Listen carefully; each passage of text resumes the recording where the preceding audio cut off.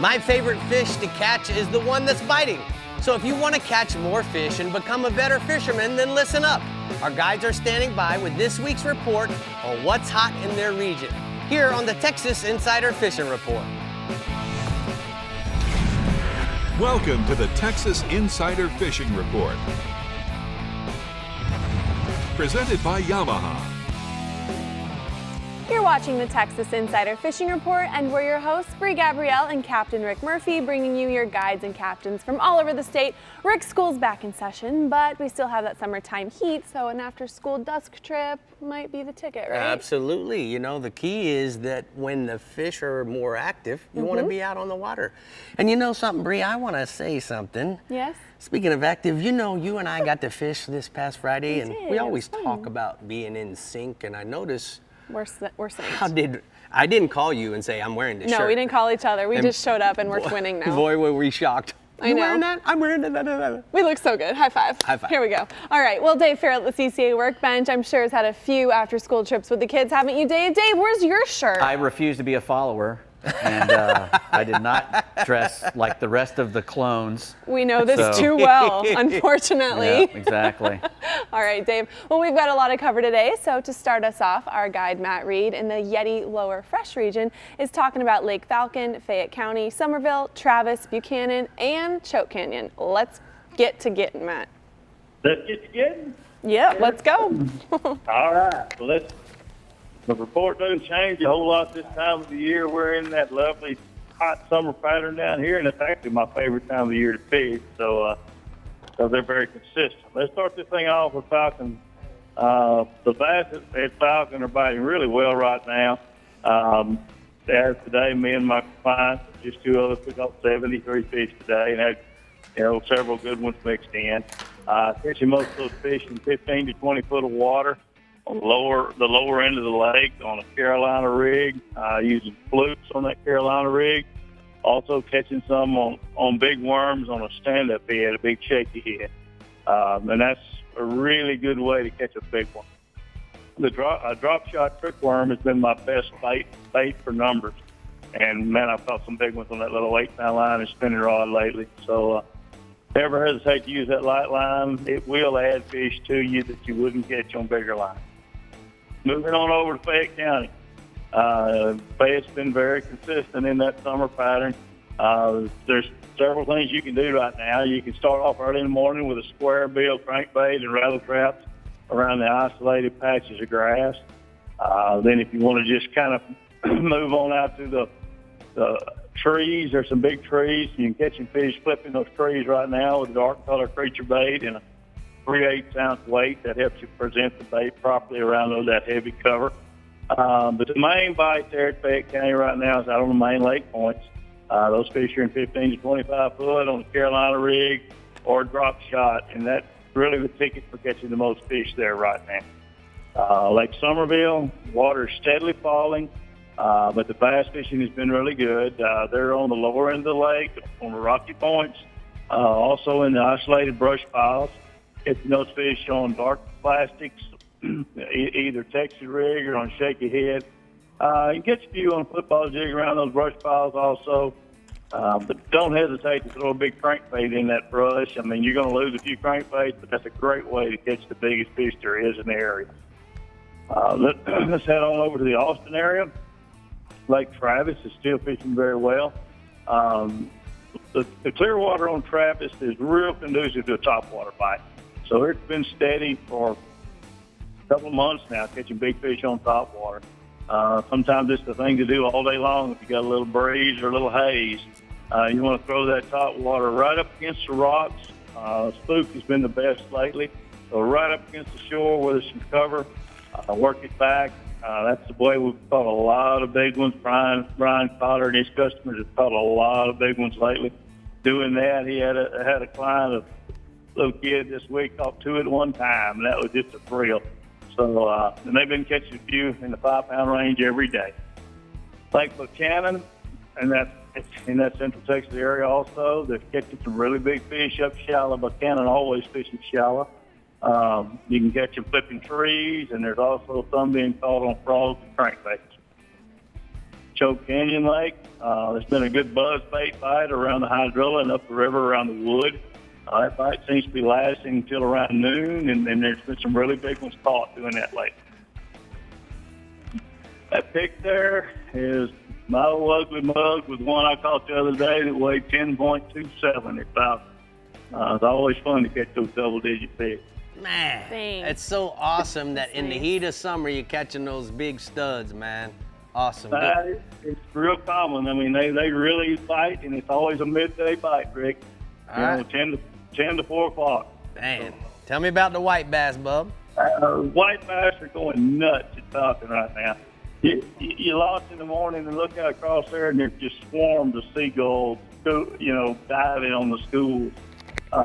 Just easy pickings right now to catch the whites. Just run to the gulls, and they're busting top, throwing shad up on the top everywhere. So a slab spoon or shad color crankbait, top water, whatever you prefer to catch them on. Really easy to catch them right now at Falcon.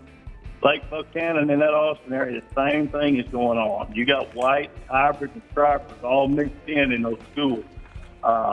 That's just super exciting, fun for kids. Heck, it's great for anybody who likes to catch fish. It's your top water, a spoon, a crankbait, and get in the middle of that melee and just have yourself a good old time. All right, you got a photo here? That photo is just a picture I took while the birds were just diving everywhere the other day. That's what you're looking for on a lot of these fisheries when you're looking for those white bass. Man, with that wind blowing like that, looks like you're offshore of the coast there, man. That's awesome. All right, we're going to go ahead and take a look at the hot spots from the lower fresh region. He says white bass at Falcon Lake are going crazy. Look for the birds on the lower lake, and you will find huge schools of busting on the surface. They are easy pickings on slab spoons and shad-colored crankbaits. That really did look like it was offshore somewhere. That was cool. crazy. All right, Captain Mink Grimes in the Middle Coast region has got your report for the week, and it's seemingly pretty good. So why don't you go ahead and let us hear it, Mink? All right. Hey, we had southwest winds last week. That's kind of messed things up, but we got a weak cold front coming across the region right now, and it's allowing our bay to green up. That's kind of our normal August. Light winds and hot fishing. We're hoping we get the surf this weekend because it's supposed to be seas 1 to 2 foot. That easterly flows kind of allowed our barometer to drop and our tides responded, and it's kind of flushing the bays and bringing new water to the back lake with the incoming morning tides. The areas around Pascaval has been good with tide running trout entering and exiting the pass with the current. We're throwing soft plastics like magic grass, down south lures, and bass assassins, and glowing chartreuse and white diamond down south lures, and purple demon little johns. Guy Lynn Smith said he's been heading along the southern reaches of San Antonio Bay and fooling trout about 2 to 4 foot of water over sand and grass on small super spooks and roach-colored soft plastic. Those wading with croakers have done well, and the boaters have been posting up on the edges of the reef with live shrimp and croakers.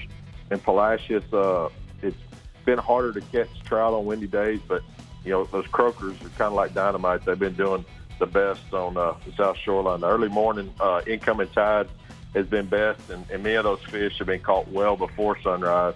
And if you don't, it's been a real early bite. If you don't get them early, it's been real tough. Nearby Coon Island, it's improved lately with higher tides. As boaters, they're tossing live shrimp for solid trout.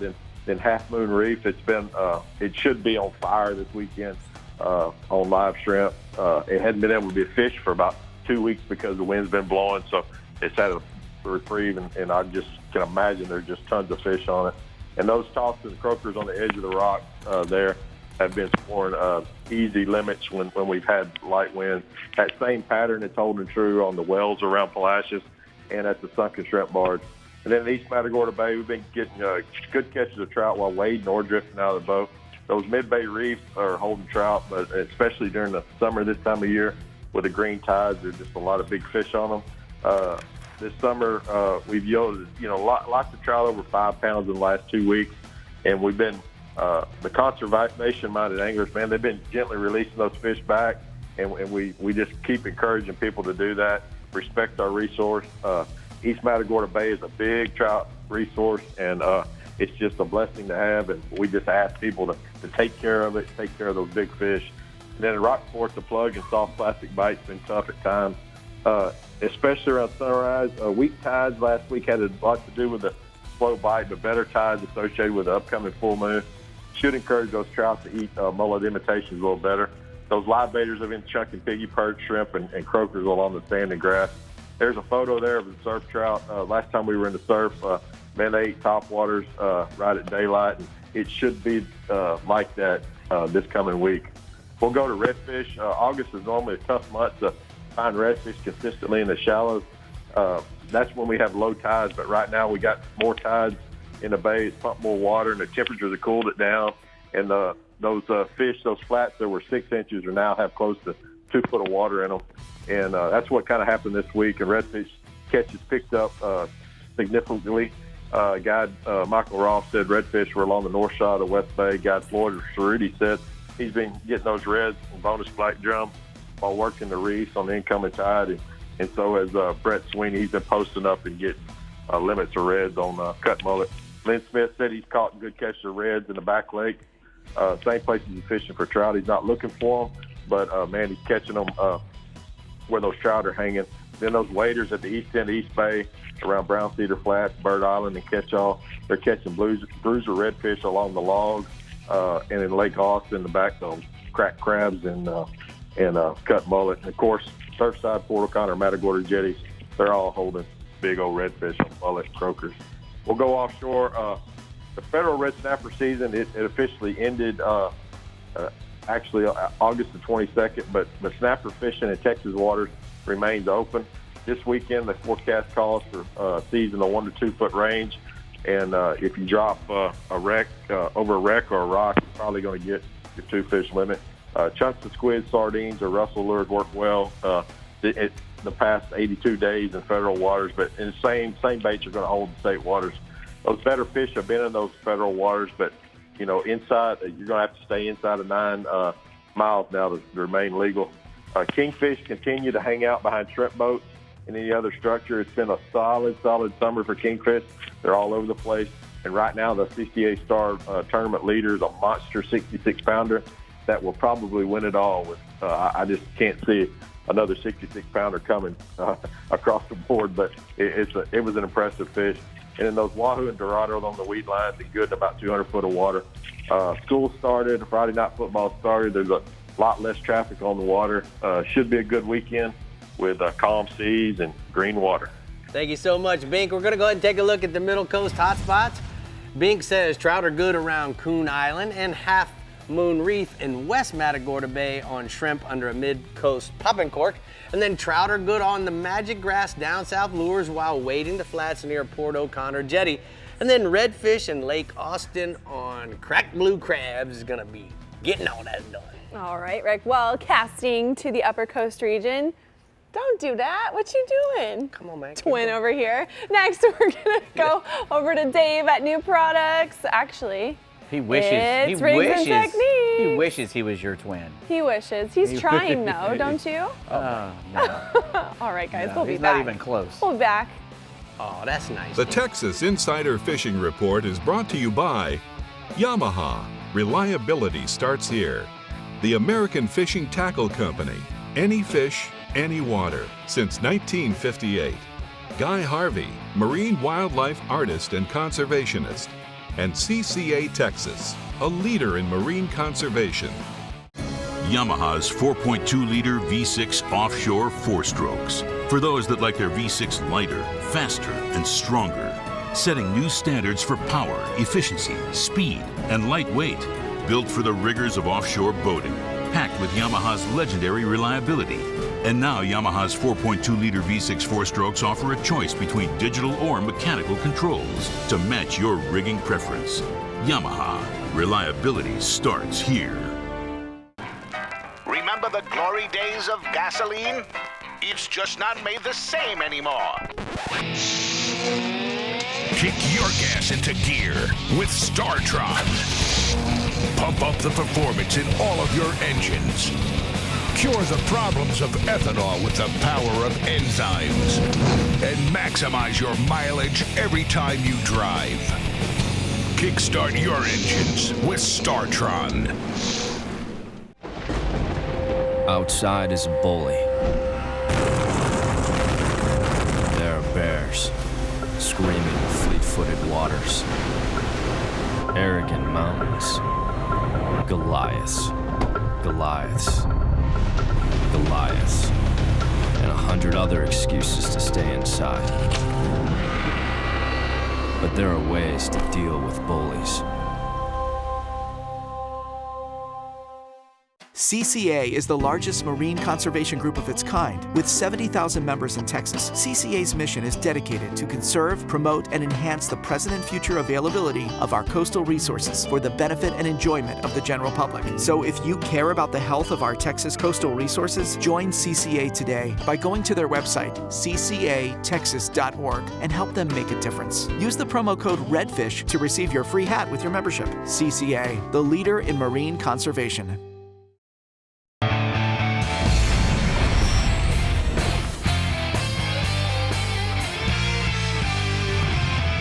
Well, we're here at the CCA workbench, and Dave. Yes, sir. What are we going to talk about this Well, we're week going to talk at Rigs and about Techniques? we're going to talk about soft baits and how to rig them for different situations, and how to rig them. Period, because a lot of people don't know, and we're going to talk a little bit about how you use these different style hooks, because there's a lot of different style hooks and a lot of people get confused. I mean, I have friends of mine who called me the other day and says, "Hey man, I'm going bass fishing. I'm using these soft plastics. What do I need for a hook?" And I said, "Well, you need to get one of those big 5/0 wide gaps, something like this." And he calls me back going, "Are you crazy? You can't be using that big hook." And I go, "Well, that's what you use because you got to have a lot of room when you're using a soft bait. You got to have a lot of room when he bites down on it to get a good hook set in them." And a lot of those big worms and big soft baits, they have a lot of body to them, a lot of profile, and you got to have that wide gap to get the hook in them. So that is the most important analogy based on my experience of fishing soft plastics. Give you another example. Here's a different hook, different style of hook, and you can see here that when the fish bites down, look how much point is exposed. There's not. Right. That's a regular old style bait worm hook. Yeah, old style worm hook. That would be best used with a worm, and a lot of guys use them with those jerk baits, and they miss a lot of fish with them. Correct. Now this would probably work real well for a little 4-inch sea shad, because they're very narrow, or a little dye dapper. Such as this bait here is a little tiny dye dapper. You can see how much skinnier it is in profile, you see? But when you have, the key here is you gotta have enough hook exposed that when the fish does bite down, a rubber bait or a plastic bait is soft, so he has a tendency to bite even harder. Hopefully. Yeah, that's correct. Like the salty snack, it's a big fat bait, but it comes with a big fat hook. It comes with that big 5/0 hook inside. Exactly. And the key here is that there's enough room here that when the fish bites down, look how much is exposed. Right. Now, with that being said, that's the most important part of the analogy in picking the right hook. These kind of hooks, although I like to use them, the big weight on them sometimes can also be a problem when you get that crush. A lot of times it'll come down and stop on that weight, and you'll have a big ball of soft plastic on the weight, and fish throws it and you go, "Oh man, that's probably why." But I catch a lot of fish on them too. I like to use the weighted hooks because I can throw a soft plastic a long way, and soft plastics aren't only used for sight fishing. Right. I use them for search fishing. If I'm in dark water that I can't see in, I'll throw a soft plastic with especially a swim bait with a big weight on it that I can toss a long way and cover a lot of ground with. And that's why I use the weighted hooks. That's another great point. So here's a Bass Assassin with a Bass Assassin hook that's rigged with a weight.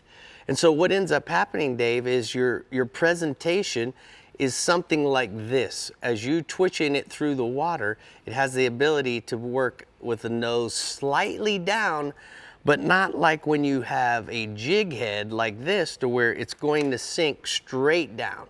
Right. Now, going back to this particular, there's another style of hook where the weight is a little further back.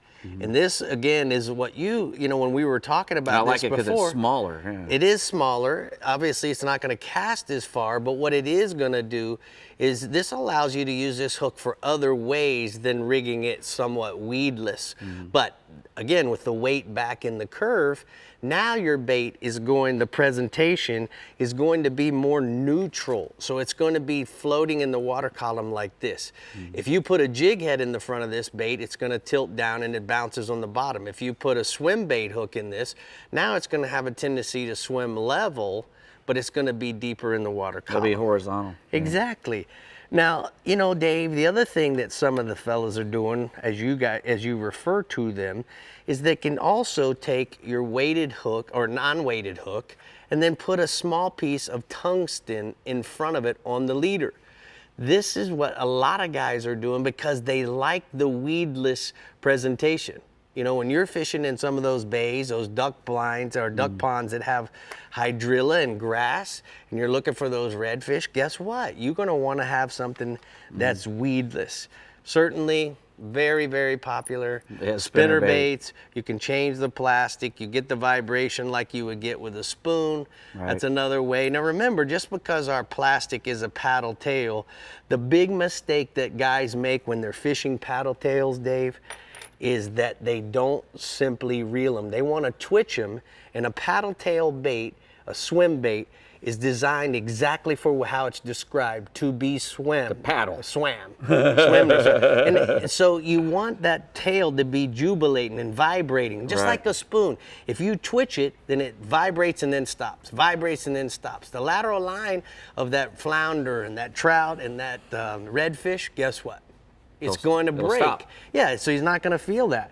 So that's where you run into a problem. And then we can obviously fish them under noise-making corks. You know, the cork does the work, and as you pop it a second time, the bait comes up from the water column into the water column, and kabam, it's all done. And you thought we weren't going to be able to talk for 5 Oh, minutes. no. I knew we would. geez. I assure you, I talked for 4.5. Yes, you you did. can, and there's a lot of Rickisms in there. I heard jubilating. Yes. That's one of them. Yeah. All right, we're going to go to the Upper Coast region where Captain Caleb Harp has some good inshore and offshore reports coming, so let's hear him, Caleb.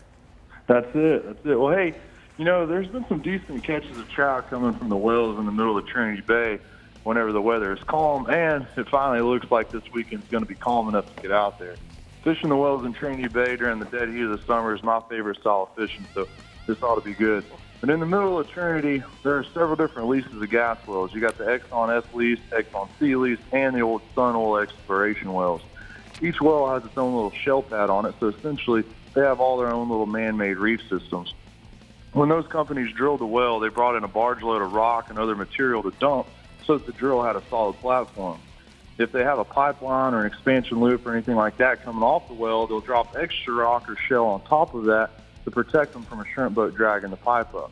So just use your sonar and idle around each well, marking the shell pads and fingers that come off of them.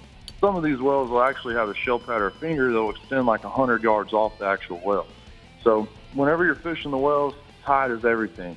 You want movement, but not a lot of movement. These Trinity Bay fish, they're not used to a lot of tide being that far up north. So when the tide is screaming in or out, they don't eat. They're just trying to catch up. It'd be like if you were on a treadmill and somebody were to offer you a giant meal. You'd probably just say, hey, hold up, let me get off this thing, and then I'll eat. And that's why the best bites will generally be whenever the tide flows up or it's starting to fire up again after, slack tide.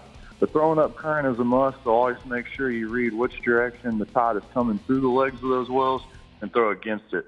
These fish have still been on top because of all the shad, so just throw out a soft plastic paddle tail on an 1/8-ounce jig head and just burn it back, just like you were talking about, Rick, on keeping that straight retrieve. But live shrimp underneath a popping cork is always a killer, so just go by Thompson's Bait Camp in Baytown, get some shrimp, put them a couple feet underneath the popping cork, and you'll have a good time. And there's a photo there of my two buddies, Thomas Francis and Tyler Beasley, on a recent trip out to the wells when it was dead calm. Nice. And then, let's go red fishing, bub. Yeah, let's go red. You know, whenever it does get calm and you can fish out the wells like I was just talking about, it's going to be hot. So cranking up the motor and riding around to cool off will be a must. Whenever you're riding around, keep an eye out for those open water schools that we've been talking about. And they're going to show themselves by either slicking or under diving birds or bait going nuts. And the same techniques that we've been talking about this year for open water schools, like a big 1-ounce spoon or a big swim bait, that's going to do the trick. Just keep your trolling motor charged up because you're going to need it. These fish have been moving really, really fast, and you got to stay up with them. But there's another picture there of that's actually me releasing a big, bull red from one of these open water schools recently. And then going offshore, our buddy Carl Weston over in Freeport with Salty Dolphin Charters says that with the calm seas, you should be able to get out and hook up with some nice amberjack right now. These AJs are reef fish, so you're going to want to focus on underwater structure like rock piles and legs of oil platforms in that 200-foot range. And normal tactics like a large 10-out circle hook with live hardtails or cut bonita work great.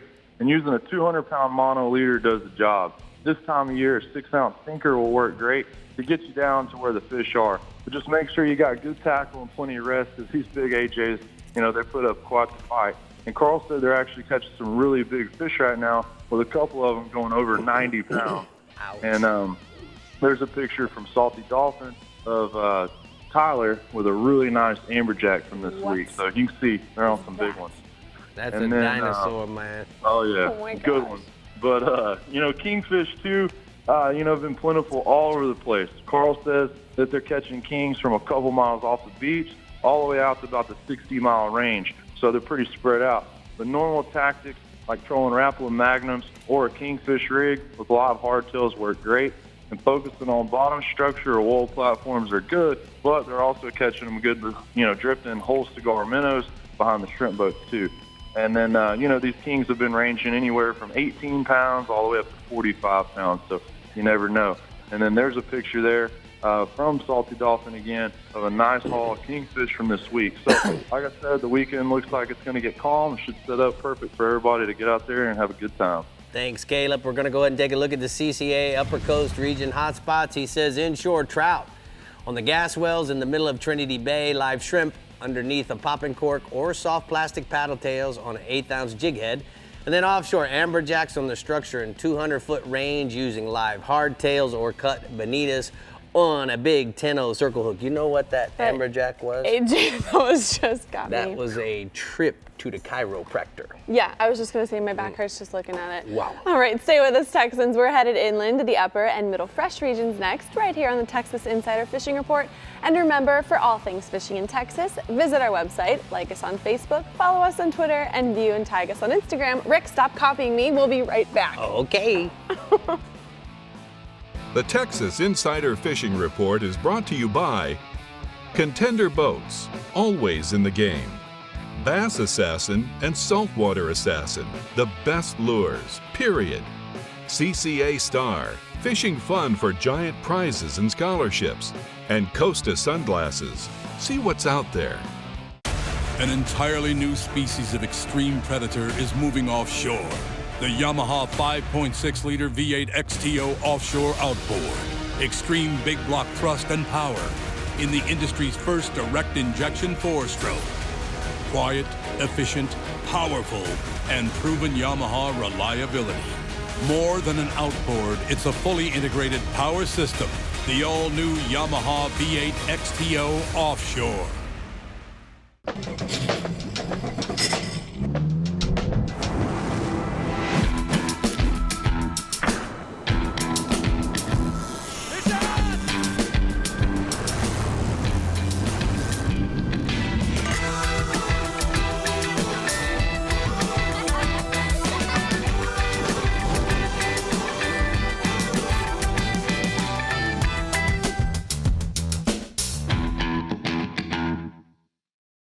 As close as you're gonna get to a sure thing for catching billfish is Guatemala. They're here, man. This has been a 20-year run, buddy. These things haven't left. There's no cycle. When it comes to sail fishing, this is the real deal.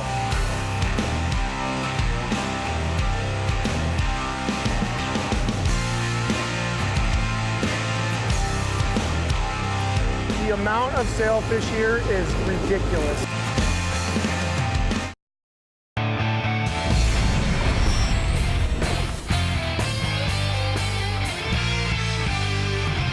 Today's Power Pole Tip of the Week, we're going to discuss the quality craftsmanship that goes into each power pole unit. From the nylon bushings, stainless steel and brass hardware, along with the powder coating finish, hydraulic pump system, and the drive-off protection. If you're like me and you've been fishing in a spot for 20, 30 minutes, an hour, and you decide it's time to move to your next spot, or maybe even take it back to the ramp, and you get everything stowed away, and you get up on plane, and you notice that both your power poles are still down, don't worry, because of the hydraulic system allowing the spikes to free up off the bottom, there'll be no damage done to your spikes, hardware, or transom of your boat. You can bring both power poles up and make it to your next destination or back to the ramp safely, and that's today's Power Pole Tip of the Week. Like a ladder. They're dummy proof. They are. This dummy can testify to that. I've done that before. Well, I can totally agree with you 100% with everything you just said. Now we've got our guide, Johnny Geis, in the Upper Fresh region. You said it. Who's filling us in on Lake Fork and Tawakoni reports? What's good, Johnny? Hello, Rick and Bree. How are y'all today? Good. How are you? Well, we got some good rainfall finally, and these old slightly milder temperatures have really improved the fishing on Fork. I'm starting to see a lot of threadfin shads getting ready to move back into the creeks. Shallow water bites are already improving. Usually by this time of year, we start to see some schooling activity.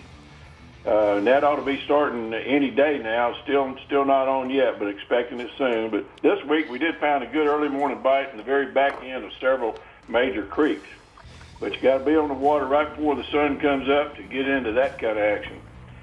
The quality bass are showing up around the shallow grass, and they'll bite a topwater bait like a yellow magic on calm days. But if you have some wind, my best bait's been a Zoom horny toad, reeling it real fast over the scattered moss. Another good lure is a swim jig, and I use this as a search bait. It fishes real clean, covers a lot of water. Chartreuse white's a good color for that. Each day, though, it seems like the speed of the retrieve makes a big difference. I couldn't figure out why they wouldn't bite the other day, and finally I sped it up. So some days they want a real slow popper type lure, and sometimes a bass assassin or fluke works slowly around the grass as that ticket. Best retrieve for me has been burning that frog over that grass. You can use a 4/0 hook, a Texas rig, a Zoom horny toad, and race it across the surface and trigger some massive blow-ups. Be sure to keep your bait running straight and clean of moss. Real important here. Tip that works good for me is to nose hook that plastic frog with a 4 to 6/0 Gamakatsu finesse hook. Keep the tip to the top so it won't catch a moss, and you can catch fish on that bait. It stays straight and you reel it fast, and the exposed hook, just about 100% hookups every time one blows up on it. This early morning biting doesn't last long, like I said, but you can catch a dozen or more bass if you're in the right place. And then it's time we move out a little deeper water and start to fish a drop shot worm, change over to the Carolina rig or flutter spoon or big worms working. The old Bob Seeley tournament's coming up. Big Bass Splash events less than a month away. We're starting to see some people getting ready to practice for that. It's a good time to get out on Fork and look for those over the slot bass, being over the 24 inches. He's got over $497,000 of cash and prizes this year be awarded to the Big Bass Hourly winner, so we will be busy here in about 3 weeks. Also, another thing's going on Fork. They just announced Bassmaster Elite Series will be fishing Fork next year. Look for another record-breaking weigh-in as the best anglers in the world move on over Lake Fork in early May, so there's going to be some big things happening. It's time to get on the water. I got a picture here on Lake Fork. This is one of the trips this week. David Gray with a real nice Lake Fork bass. And look at the belly on this thing. Looks like a spawning fish, but that's the way they're fattening up right now. Man, they're good and good for the fall, Bubba. All right, let's talk about some. Over just 16 miles away, well, we're blessed here to have so many good lakes. The striped bass on Tawakoni, they're on fire. Every day I check in with Captain Matt Cartwright, watch his post on Facebook. He's reporting a hot bite on Lake Tawakoni, limits of stripers, hybrids, white bass almost daily. That August pattern's been changing from a slab bite to a swim bait bite recently. Chartreuse and white sassy shads on 1-ounce jig heads, what's working good. Look for the schools of fish near the structure areas and always be on the lookout for surface action. Let that swim bait go to the bottom and retrieve it slowly to catch the larger ones. RSR slabs still working good too, and they can help you fill out a limit. Matt and his customers are releasing a lot of fish each day and keeping some room for the larger stripers to fill out the limits, and that's happening just about every day. Tawakoni is a very consistent lake now during the late summer, but we have to watch these high winds. It can make it a challenge. Be careful when that wind gets up 20 miles an hour and over on Tawakoni. It's got a lot of big open water. Especially be cautious if you got a north wind coming. You will get some water in the boat. The state park there on Tawakoni, Holiday Marina are good places to launch on the south side of the lake, and there's 2 launches on either side of what we call the 2-mile bridge. So if you want a fun day of catching and plenty of fish to eat, give old Matt Cartwright a call and you'll not be disappointed. I'm headed over there tomorrow, go do some crappie fishing, get under the bridge in the shade. A lot of big crappie showing up there too. Matt supplied this picture here from a last picture. It's a picture of one of his trips this week, and just about every day that cleaning table looks like that. It's time to go fishing. Things are going good up here in North Texas. All right, great report, Johnny. Thank you so much. We're going to go ahead and take a look at the hot spots from the Upper Fresh region. Lake Fork, big black bass are good on zoom, horny toads, and flukes. Crappie and brim are fair. Catfish are good on stubby catfish baits. And then Lake Tawakoni, striped bass action is on fire again on swim bait. Sassy shads and slabs are working good too. All right, Rick, there is some big changes going on in the Star-Tron Middle Fresh region, and your guide, Matt Loescher, has the info on Toledo Bend, Sam Rayburn, and Lake Livingston. They're ready for you, Matt. All right, Brie. Yeah, we got a lot of good stuff going on over here in the Middle Fresh region. A lot of changes are taking place in our lakes right now. It's super hot out there, but it's kind of triggered a little movement in the fish, which is really neat. They're kind of getting into their really late summer. I hesitate to call it a fall pattern, but it's sort of an early fall pattern. It's when these fish start really transitioning from where they've been all summer back over toward the creek channels and kind of into that fall mode, getting ready to start feeding soon. And over on Toledo Bend, those bass are feeding real shallow along the river channel banks on the north end of the lake and in the back of the major creeks close to the channel. And it'll really surprise you just how shallow these fish will be, even to water temperatures reaching 93 degrees. Some of the fish are so shallow you can actually see them eat your bait. It's a lot of fun to fish this way. But they are still right on the main channel bank, so they have quick access to deep water. So just make sure you're keeping your boat in that deep water, throwing to that ultra shallow water. A fun way to catch these fish in the morning is with a topwater popper. Just anything shad colored usually works. And then once the sun gets high and the topwater action kind of slows down, I like to go to a small craw type bait or a finesse worm, something like the Bass Assassin Little Tapper. June bug is my color of choice for both of those soft plastic baits because the water is slightly off colored in these areas, and those fish can pick up on that June bug color and they eat it really good. Then over on Sam Rayburn, the bass have been on the move as well. It's kind of the same type of deal. They're transitioning more off of the flats and kind of into those creek channel areas and onto those banks where the creek channels come in close to the bank. The fish there, you know, the same deal. Like I said, they've begun a super early fall type pattern, late summer, and they're really pulling out of those flats, but they are still relating to grass. That's the cover that they're still utilizing most of the time. And the best areas have a variety of different grasses kind of all mixed together. You know, you got a lot of pepper grass, hydrilla, hay grass, some coontail mixed in there, a lot of good stuff. And I'm catching a lot of these fish by setting my boat in the creek channels and casting a red bug worm up into the grass that right there on the edge in about 4 to 6 foot of water. And then even better news is that a really good frog bite has begun. So these same areas are producing some really aggressive strikes from big bass on the Stanley Copperhead. The only requirement for that seems to be a calm day. When the wind is blowing hard and there's a lot of waves rolling over that grass, they just don't seem to be able to hone in on that topwater bait as well.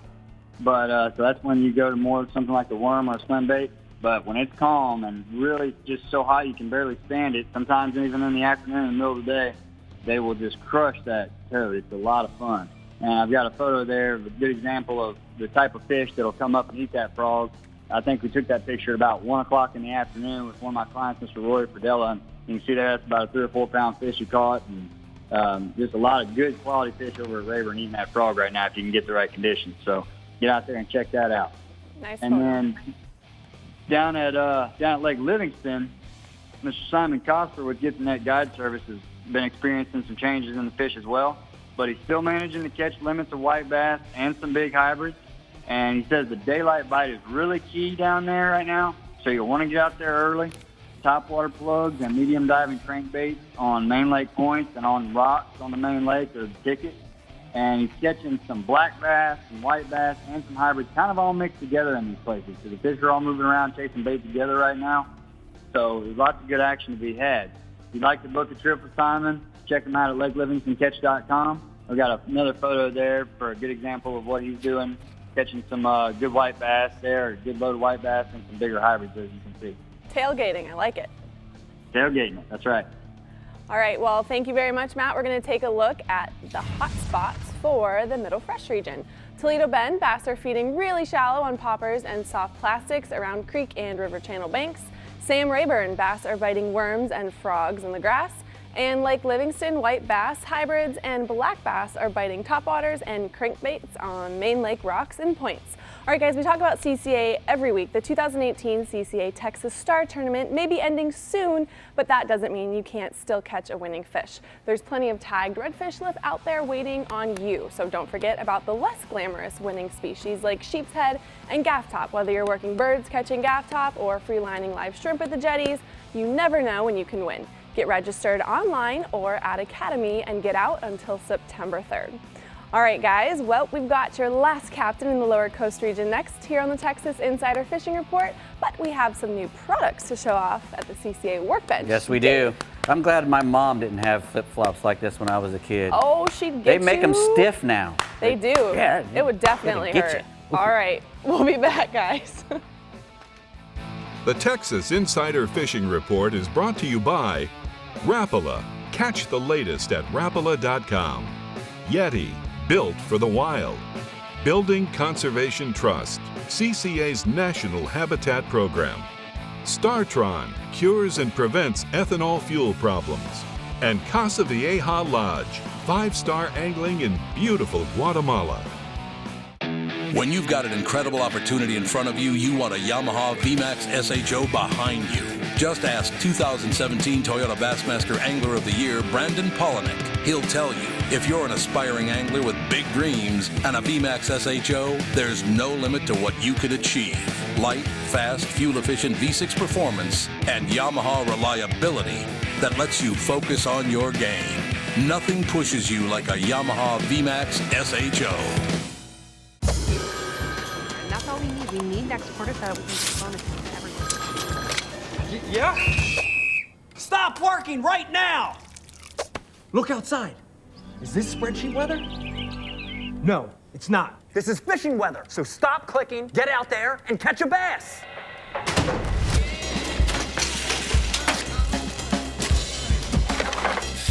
Stop what you're doing and start fishing Rapala Ripstop. Thanks for tuning in to the Texas Insider Fishing Report. Be sure to like us on Facebook and follow us on Twitter and Instagram to keep all with our captains, contests, and appearances. You never have to miss a show. You can find full episodes as well as special segments right on our homepage. Just head to TexasInsiderFishingReport.com for everything you need to know to stay hooked up.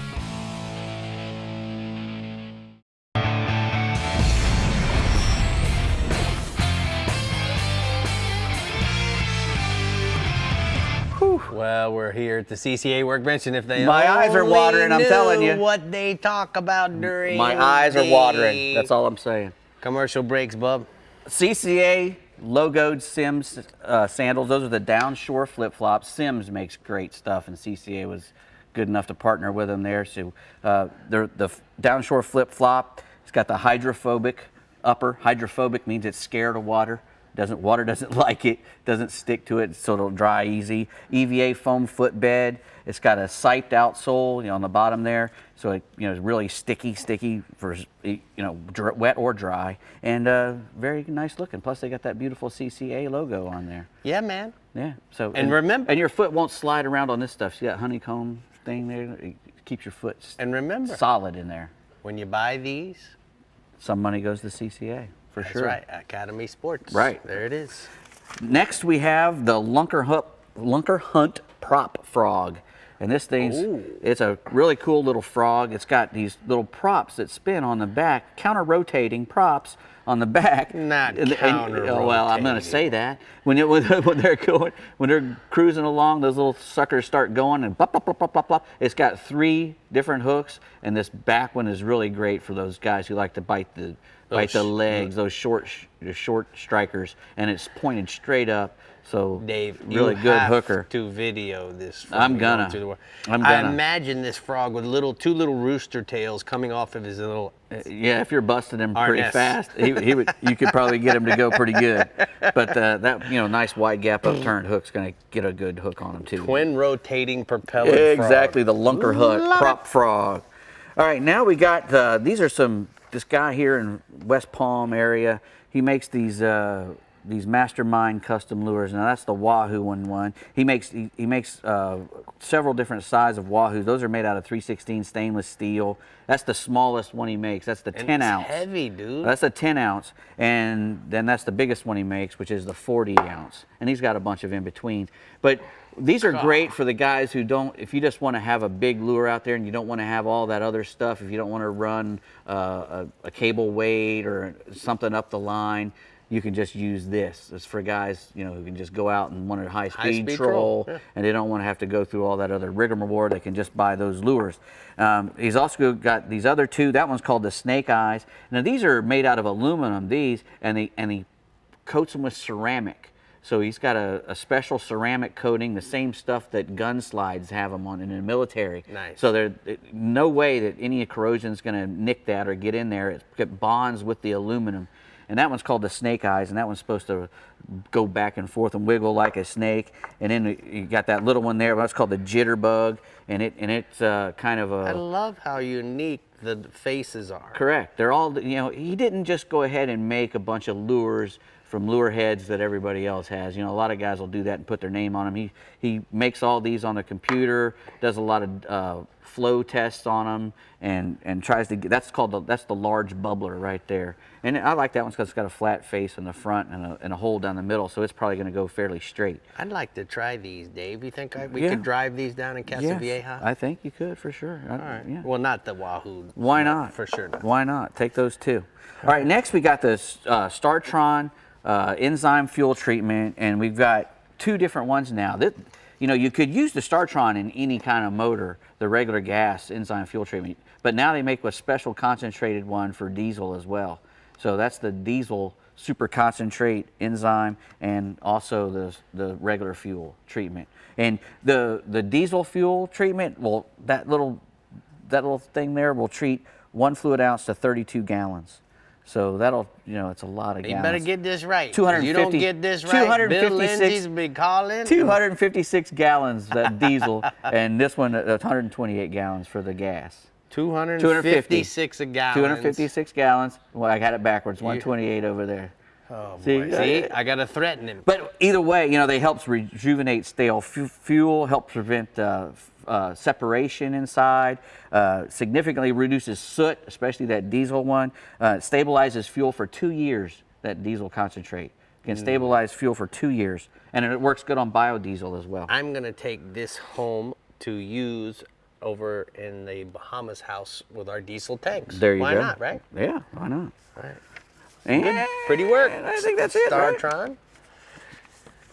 Right? If you want to hurry, gear ties. These are night eyes gear ties, and I love these things. They got a really stiff piece of wire inside, and they got a rubber coating, and you can take these things apart, and I use them to hold down propane tanks in the back of my truck, to wind up my rods. If I've got more than 4 or 5 rods, I can twist these around them and carry them in one little bundle. Right. You can just they're just great for just about everything because you can tie a knot in them or just twist them. And you can buy them in Academy. Do they come in different lengths? Yes, Bob? these are 24-inch and those are the 12-inch, and they sell them by 2s. And you can string them together if you want to, and make them really long if you'd like. Don't forget. And they're Academy too. When you go to Academy for your sandals or for this, or they sell StarTron there, and correct. So guess what? Just tell them Rick and Dave sent you, right? Yeah, exactly. They might not kick you out. I like those gear ties. They're the next best thing since bungee cords. Yes, they're nice. Yeah.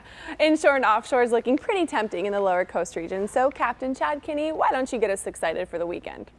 I tell you what, I got some great fishing reports, but I got some other good news I just got, which will really help the bay system out. We're actually, Port Mansfield got the Corps of Engineers, and they're going to dredge the jetties all the way into our harbor, which is 12.9 miles, back down to 14 feet. And we've had it silted in for a long time, so next season's going to be great. They're going to do it. That'll help the bay system out offshore and everything. So moving on to the fishing stuff, the lower Laguna Madre from Mansfield down to South Padre, it's been pretty good on trout, and the redfish are starting to show up in the flats there. In offshore state water snapper fishing's, really good. Still, it'll be year-round, and then plenty of pelagic fish have been still in good numbers out deep. Like I said, the trout fishing's been pretty good. Redfish up in the flats. Mansfield, South Padre, we got long flat systems down here right in the break at the edge of the grass and sand and stuff like that.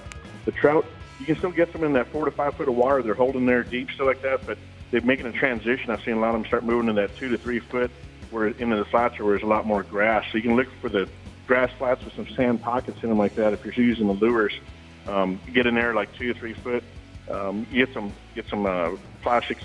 The saltwater assassin Texas roach is working really, really good. And the plum chartreuse sand eel worked really good. I had some guys out this past week. We were really hitting them in some about knee deep to mid thigh water.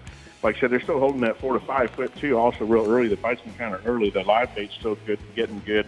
If you like using that, the live croakers, using on 20 to 45 pound, fluorocarbon leader, 7/0 hook. The baits get a little bigger down there. And we got a picture here. I had a lady out that had never been saltwater fishing before, and she got a 25-inch trout. So I figured it's worthy of she's lucky for her first day out there. That's a big You might as well quit trout fishing, bud. That's right. I'm yeah, done. That's what her husband said. He said, I've been doing this for 20 years and I haven't caught one like that. but anyways, and moving on to something else, there's a pretty good deal here I'm just throwing in there. There's not a whole bunch of snook in big numbers down here in the lower coast, but we do have them. Look for some outlets, kind of some freshwater flow that are moving out and stuff like that, or definitely some bigger sand pits surrounded by some grass. South Bay out of South Padre Island is known for holding some snook there. South Padre, and then the Brownsville Ship Channel also producing pretty good there for the piling and stuff like that, especially in the wintertime in there. The jetty action also can produce some of these snook like that. You get there, get some bigger free line shrimp live, and then of course you have to up it and get some heavier braid to keep them out of the rocks and in a heavier leader line if you're getting towards there. But mainly, like I said, in the flats and some sand pockets, we've had some guys catching some and releasing, and some are actually in the slots and stuff like that too, which is kind of rare for the down here. They're using some ball tail shads, and they're using sand eels and stuff like that. Like I said, wintertime, later on, get some live shrimp there. But I got a great pic here of Santa Garza. She runs a getaway lodge there, but she has a picture of her and her two sons, Marcus and Daniel, and they all three got those and released them there. So that was a great, cool unusual day there. That's a good 3 set of fish, man. That's awesome.